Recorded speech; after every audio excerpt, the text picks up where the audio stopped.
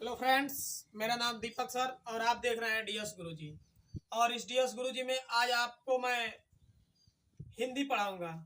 इसमें आज वर्णमाला के बारे में बात करूंगा, वर्ण विचार के बारे में बात करूंगा, वर्णों के भेद के बारे में बात करूंगा। जिसमें सबसे पहला है वर्ण विचार। वर्ण विचार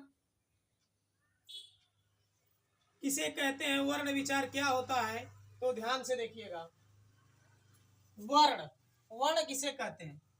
लिखित भाषा की उस छोटी से छोटी ध्वनि को वर्ण कहते हैं जिनके खंड न किए जा सके। यानी भाषा की वह छोटी से छोटी इकाई जिसके टुकड़े न किए जा सके उसे हम वर्ण कहते हैं।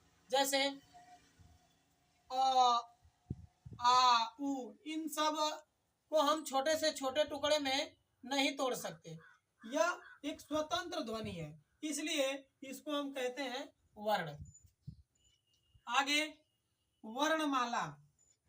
वर्णों के व्यवस्थित समूह को वर्णमाला कहते हैं। वर्णों के व्यवस्थित समूह को वर्णमाला कहते हैं।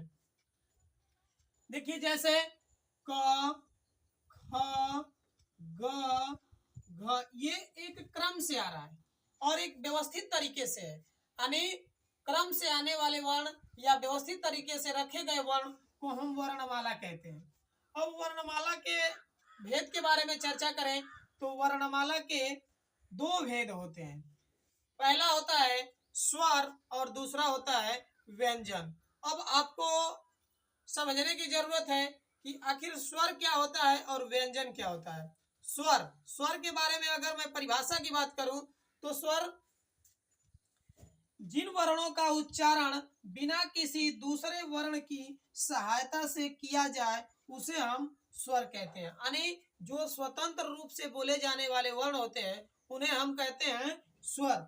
जिनको किसी की आवश्यकता नहीं होती है, वह स्वयं अपने आप में स्वतंत्र होते हैं, उनको हम कहते हैं स्वर। देखिए यहाँ पे इस ब्रैकेट में आपको बताया गया है अ, आ, छोटी ई, बड़ी ई, छोटा ऊ, बड़ा ऊ, री, ए, ओ, औ। ये जो वर्ण आपको दिखाई दे रहे हैं यह सभी वर्ण जो है स्वर कहलाते हैं। आगे चर्चा करता हूं व्यंजन की।